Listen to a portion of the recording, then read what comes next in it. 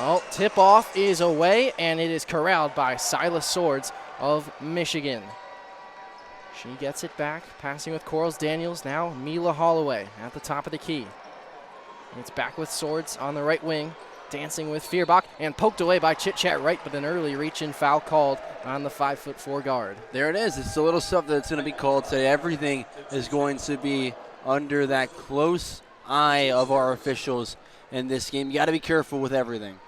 Absolutely. Quickly back into play with Mila Holloway at the top of the key.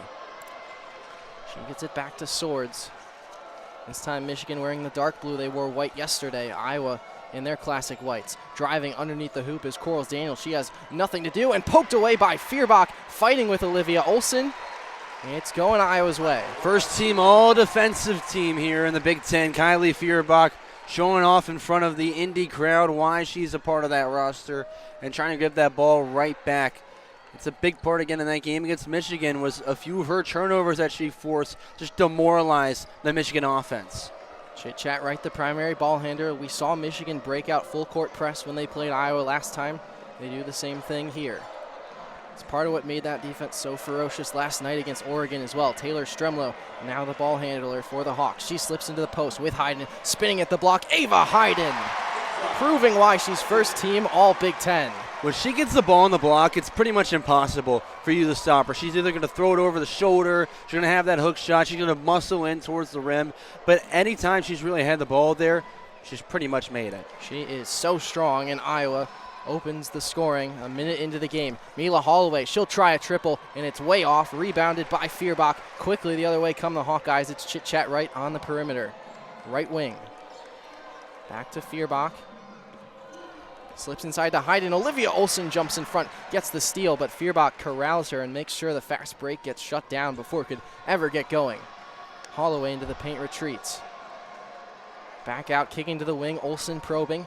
Swings it, Holloway. She'll try again in front of the rim this time. Knocked away. Silas Swords got a hand in there, but Hannah Stolke corrals it for Iowa. It'd be interesting to see what her minutes are today. Everything looks good, too. She got some decent time last game as well. Hayden again, rinse and repeat. Just keep feeding her down low. We were talking before this game, Ryan, whether it's this game or if they make it to Sunday, if Ava Hayden's on fire, they seem to be in pretty good shape to advance the next day. Last time they played Michigan, Hayden had a huge day as well. Trying to keep up the good vibes. Corals Daniels mid-range shot curls out. Michigan can't find it in the mid-range right now. Numbers advantage for Iowa. Stremlow stops on the dime. The three! Cans it! 7-0 start for Iowa. She might impress me more than almost anyone right now in the Big Ten tournament for what she's seen. She played great yesterday, and she's coming out ready to light things up in the semis. Couldn't have dreamed of a better start if you're Iowa. Silas Swords dancing with it. She'll try a three, and that one's off the front of the rim too. Chit Chat Wright already with multiple rebounds on the game. How about that for a 5'4" guard? She's got multiple rebounds. Michigan without a rebound yet so far. Stolke banging away, draws the foul. You know, we talked about it when we entered the arena today. We got here early. We were one of the first media members in, actually, this morning. Shout out. And all the people kept talking about was the Iowa fans. Can't wait for the Iowa fans to get here. There's so much more. They're so much louder. And yet again, here is the prime example. There's plenty of gold in favor of Iowa here right now. Also, a little bit different from yesterday as Hayden attacks again and again, scores. The Ohio State fans and the UCLA fans look like they've stuck around to take this one in. I would. 2v3 matchup. Olson, three-pointer. Oh, man. Toilet bowls out of the rim. Can't get anything going. A 9-0 start for Iowa. Jump ball called, and possession, Iowa. Great shot, honestly, there from Olson. Just a really, really unlucky roll. Set her feet, squared up to the basket. Had plenty of room. Just barely misses that one. Ashley Sofa-Kinnick heads to the bench. Tayala Del Foss checks in. Stolke looking to inbound, gets it to Stremlow. What a revelation she's been for this team. Stolke charging into the paint, dishes the Hayden, back out, Fierbach, another three, just off. Rebound Del Foss as Olson goes to ground. Holloway takes it up for Michigan, crosses on Fierbach, dishes and threw it away. Tried to go for the no-look pass, and Silas Swords was not ready for it. This UCLA team made up of a lot of guys from the SoCal area, Gasparino included. He's actually a transfer from Texas, and if you look at the top 25 rankings, UCLA #1, they're the only team above Texas right now. So of all the places Will Gasparino could have transferred to, he chose the right one to make an improvement. Pitch from Bleeker.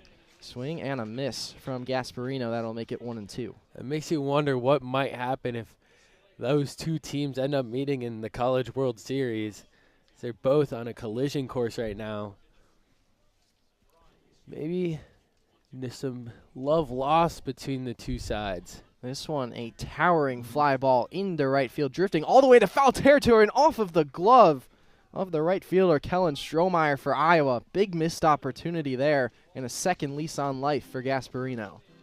Well, that one, the wind was just toying with it. Strohmeyer was camped under it, it looked like, and he was still in fair territory by about 5 feet and just kept creeping over towards foul territory. Eventually got out, and the ball just kept going to his right, and he ended up dropping it. Very tough play to make, though. That's a big missed opportunity for Iowa to get a first out on the board before a base runner reaches for the Bruins and extends this count a little bit further. Bleeker ready to fire again. This time he gets the swing and a miss. Jaron Bleeker, his third strikeout already. Bleeker, not really known as a strikeout pitcher, but look at that. Off-speed, bottom just fell out.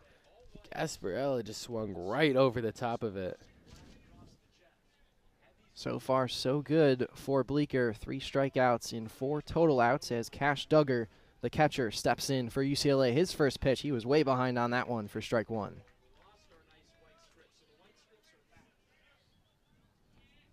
It's Bleeker already set on the mound and waiting for Duggar to just become attentive again. We saw them have to redo the pitch to Dean West because Bleeker came home too early. That one was a bit outside. Well, and that really shows confidence when you're working fast. It shows that you're in a groove and you like what you're doing and you just want to keep repeating it and keep going back to it. Next one in there, just pumping strikes right now for Bleeker. It's not quite Mark Burley's speed, but it is quite fast. Also gives the batter less time to prepare. It's most batters at this level end up having their own little like in-between pitch routine where they like step out. Maybe they'll unstrap and restrap their batting gloves, but when the pitcher's waiting for you, it almost puts more pressure and rushes you a little bit. Now 2-2 from Bleeker.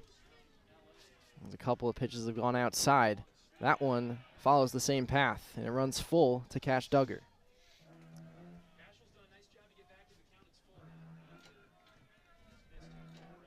Again, still a pretty high pitch count for Bleeker at this point. This one gets by as well. Jaron Bleeker cannot miss the zone right now. His 4th strikeout in 5 total outs.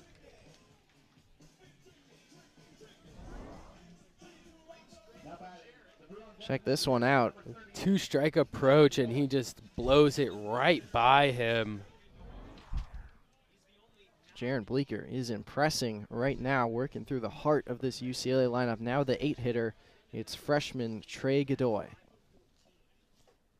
And he starts him off with a strike 1. And Iowa's biggest weakness so far this season has been their bullpen or pitcher play in general. So if they can get a great start here out of Bleeker, have him go 6 innings of 1-run or no-run ball, then he's setting them up in prime position. And this Hawkeye offense can really give them a chance to win. That one stabbed foul. The strikeouts are impressive, but it does bring that pitch count up and up and up. So you'd imagine that you need a couple of quicker innings where balls are being put in play to get outs rather than all coming for the strikeout if you're going to go that deep into a game. But certainly, Iowa, a team that needs length out of their starting pitching. That's been one of the big things this season for them. Got a chance, didn't go around. The crowd and Bleeker thought he went there. Peeled down, said no. But, man, that was close. And it just shows Bleeker's confidence. 2-2 for Bleecker. Blinking, you'll miss it. Strike 3. Jaron Bleecker takes down the side in the top of the second inning. He is on fire right now. 5 strikeouts in 6 batters faced. 3rd and long, 3rd and 12 to be exact. And we've got some movement on the offensive line. It's a false start, and it'll make it a little bit more difficult for the Minutemen now on 3rd and 17. Yeah, and I absolutely think that this crowd is really starting to get to this UMass team. They look nervous out there. So move them back 5, and after the Iowa offenses start everything turning up Hawkeyes so far. Once again, empty set in the backfield for Jordan. Gonna look for him to maybe go to his star receiver, Jaquan Gibson, who's received 40% of the target share on offense. But here we go. The crowd comes alive once again. Jordan trying to communicate the snap, but the offense can't hear him. Finally gets it off. Jordan floats on. This is not even close. It's only going to be a gain of marginal yards. Cohen Entringer was glued to the tight end. Absolutely. Cohen Entringer has been absolutely fantastic this year. He's really stepped into that leadership role on the back end of that defense. And I did notice a lot on that drive that I think they're going to run a lot of man-to-man tonight, not a lot of zone coverage, and they're going to just put pressure on this UMass offense and make them uncomfortable.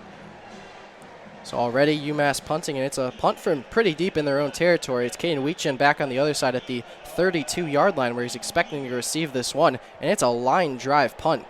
This is going to bounce, and it actually gets a very friendly UMass roll. Weechin fields at the 19, now splits 2 defenders. He's at the 30, cutting up to the 35, and still weaving through the defense. Now at the 40, 45, 50. Caden Weechin trying to get to the outside, and he's pushed out at the 39-yard line. A monster return from the reigning returner of the year. Yeah, I think my biggest takeaway so far with this Iowa team is they took that loss against Iowa State last weekend personally, and they are coming out, and they are a different animal today. This is a team we have not seen play like this at all this year.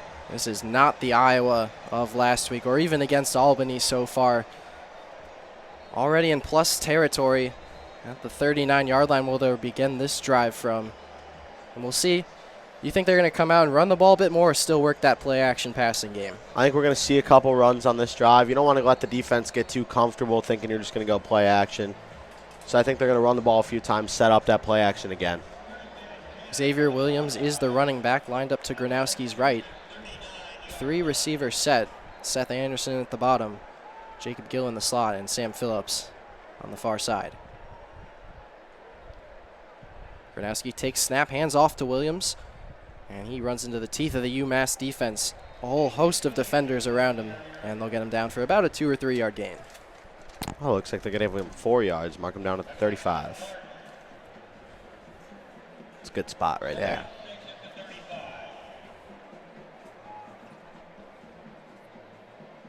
I can't get over this gold out. This Kinnick just looks absolutely beautiful.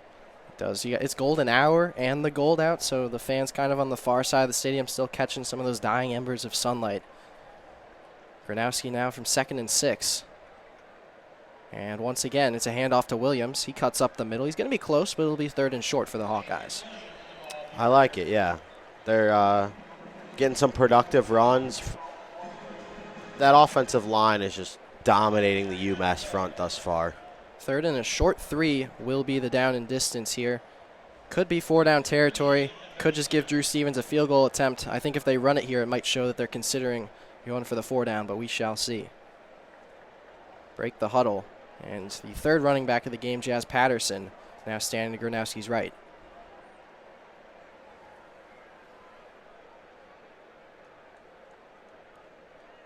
Phillips comes in motion. Gronowski takes a snap. He's back to pass. Fires a quick out route. And there it is. Another catch. Another first down. Sam Phillips gets his 2nd catch of the game.